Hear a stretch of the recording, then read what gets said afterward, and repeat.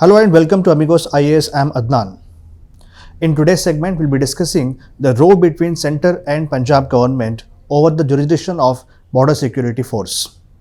Recently, Punjab government moved Supreme Court under Article 131 and filed an original suit challenging the central government decision regarding the increasing of jurisdiction of BSF from 15 kilometers to 50 kilometers in Punjab. And in this backdrop, let's try to understand why this notification was given by central government and what are the objections made by Punjab government and what Supreme Court has to decide in this matter. So this topic will be helpful in GS2 as well as GS paper 3 of UPSC mains. So the context is that in 2021 October 11, the Home Ministry, the central government, has given a notification that they are going to expand the jurisdiction of this Central Armed Police Force BSF in the states of Punjab, West Bengal and Assam. So as we know, Border Security Force is one of the Central Armed Police Forces whose responsibility is to guard the borders of India and Pakistan, and India and Bangladesh. That is their work. Along with the army, of course, their job is to guard the borders of India. And now what happens here is in the border states, there is some kind of tension between states as well as the central police forces, and here the jurisdictional issues also will arise. So what is the issue here? Why it was extended? What was the argument made by the government of India? So as we know, BSF was created in the year 1965 after the India-Pakistan war, and Parliament has enacted an act, Border Security Force Act in 1968. And central government can pass any laws to enhance their jurisdiction. And BSF is meant to secure India's borders with its neighbors, Pakistan and Bangladesh. And what powers they have? They can arrest, search and seize under number of laws. What? Criminal Procedure Code 1973 we have, Passport Act 1920, Passport Act 1967 and the Narcotics, Drugs and Psychotropic Substances Act 1985. So there are a few central laws which actually give power for the BSF to arrest, search and seize. Does BSF has the power to also prosecute anyone for their crimes? No, they cannot prosecute anyone. What they do is generally, if they find someone who is indulging in the crimes, they will be arresting them and within 24 hours, they will hand it to the local police. And then the local police will take over the issue. That is one point. And section 139 clause 1 of this BSF Act also allows central government through any executive order to designate an area within the local limits of such area adjoining the borders of India, where they can use their powers to prevent offences under any acts that central government can specify. What is the meaning of this paragraph? It means, for example, let's say if this is the border area where the BSF will guard for, let's say, 15 kilometers here, sometimes in this particular state, border state, Punjab. Now, what about these areas? Some of the interior areas are there, the local limits are there. Sometimes here also, central government can allow, as per the section 139 clause 1 of BSF Act, that they can specify the local limits here where the BSF can also operate and what central laws will be applying in this area. Parliament will enact this point. Hopefully you got the point. That means we can extend their jurisdiction and tell which central laws the BSF will be able to implement in these local limits of the border state. That is what has created this trouble between central government and Punjab government. Before this notification, what was there? The BSF had 15 kilometers of the border jurisdiction only, not further inside the states. Now centre has expanded to 50 kilometers. The notification says that within this larger 50 kilometer jurisdiction, BSF can use their powers only in some specified central laws. CRPC, Passports Act, etc. These laws only, it applies beyond 50 kilometers. Other central laws will not apply. That means other central laws, as we have just discussed, they will be operating in this 15 kilometers limit. Beyond 15 kilometers till 50 kilometers, only these central laws the BSF can implement or arrest anyone for the violation of these acts. Only some laws will apply beyond 15 to 50 kilometers. Hopefully it is clear. And in December 2021, Ministry of State for Home Affairs, what he has told that why we are doing this, because recently there has been increasing in the border offenses. Let's say unmanned aerial vehicles, we are catching them a lot these days. Okay, drones are coming into India, and which have long range capabilities, and they can carry weapons also in the future. Who knows, surveillance is going on with the help of those drones and unmanned aerial vehicles, what they are called. And smuggling of arms is also happening. Fake currency, counterfeit currency is also an issue, and smuggling of the cattle also is very much going on in the border states between India and Pakistan and Bangladesh. These threats have increased. As a result, central government is saying that they expanded the jurisdiction of the BSF to have proper scrutiny, or proper, we can say, security of these zones. That is central government argument. As well as the Solicitor General Tushar Mehta also claimed that BSF has uniform jurisdiction across the border states. So, for example, let's say already in Rajasthan 50 kilometers was the earlier limit.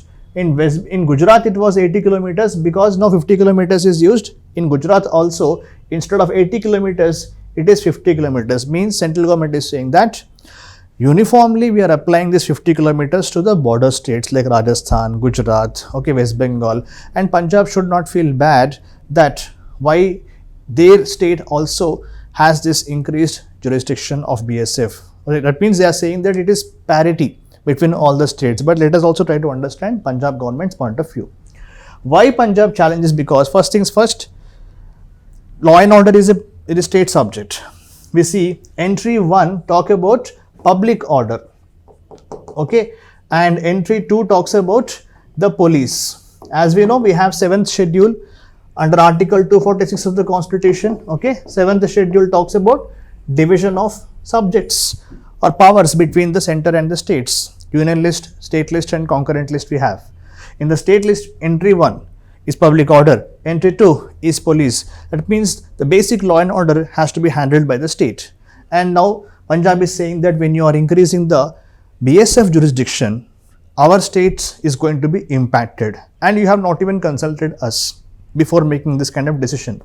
That means, as we know, the spirit of Sarkaria and Punchi commissions, what they have mentioned, that means take the opinion of the states when you make any law on concurrent list, they have told.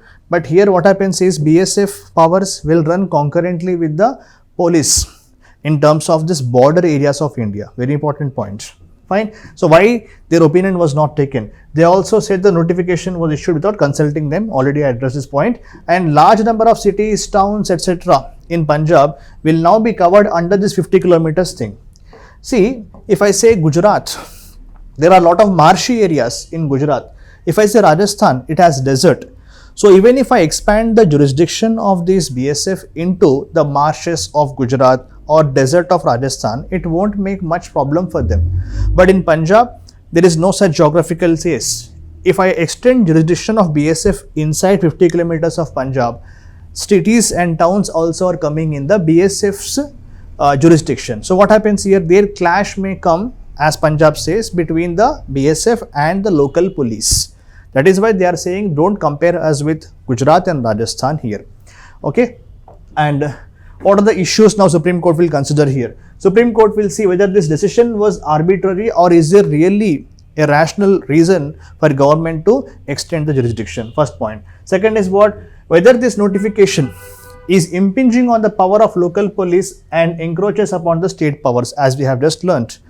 Like, because they have not been consulted, and now BSF and local police, what about their clashes may come regarding the jurisdiction also. That is why now the court also will see whether this notification is going to affect their powers. It will also see what factors have to be considered. Can I have uniformly 50 kilometers for all the states? That is what we have just addressed. Okay, what are those local limits? Within the local limits, okay, area adjoining the borders, what criteria you are choosing for 50 kilometers, okay, and whether all states should be treated the same. When I talk about these extending of local limits, okay, that is one more point.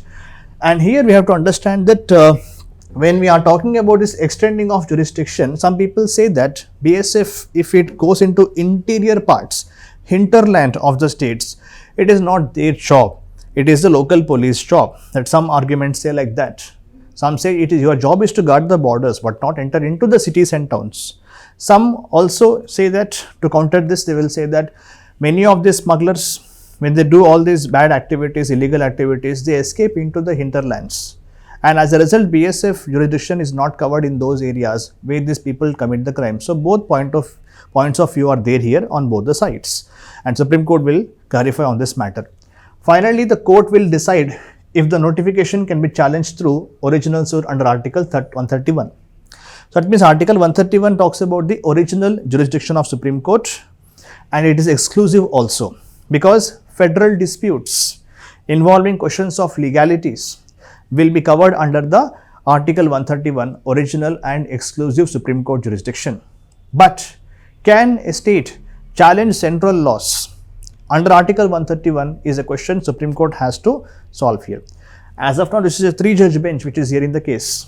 In the past, we have some contradictory judgments of Supreme Court which have given different interpretations regarding maintainability of suit under Article 131. That means, in case State of MP, State of Madhya Pradesh versus Union of India 2011, the Supreme Court at the time held that you cannot challenge the central government laws under Article 131. That is not the jurisdiction what we can entertain here. Generally, suits are filed under Article 32 and 226 in this nature, but not 131. In the past, Kerala government approached the Supreme Court because they did not want to implement the Citizenship Amendment Act, and they filed a case with the court under Article 131. Again, this issue also has not been addressed by the court so far, and hopefully in this particular case, Supreme Court will decide that can any state challenge central law's validity under Article 131, or should they use Article 32 or 226 to challenge this particular central laws. That is one more point. And one more thing is, what about this power of states? Like, as we know in India, the other argument will come is Article 355 gives power for the central government to protect the states from external aggression and internal disturbance, and usually states concurrence is not required. Central government can use that argument also, that when we have the obligation to protect the states from the border aggression or any kind of external aggression, internal disturbance, why we need to have their concurrence? That is one more argument here. Okay, if the states don't comply with the orders given by the central government, then president's rule can also be imposed, as Article 365 says. What it says that the states have to comply with the laws made by the parliament. If not, then what happens? Refusal to obey the directions will result into president's rule as per Article 356. So all these issues are there in this particular case, and let's hope the Supreme Court will give an important, good decision to clarify all these matters. So if you have any questions, please do ask in the comments, and before that you can also solve this previous year question and do post the answer for this question. Department of Border Management is coming under which ministry? Defense, Home, Shipping and Environment. Very easy question is there. So do post your answer in the comments. I will see you another day with some other topic. Keep watching Amigos IAS. Thank you.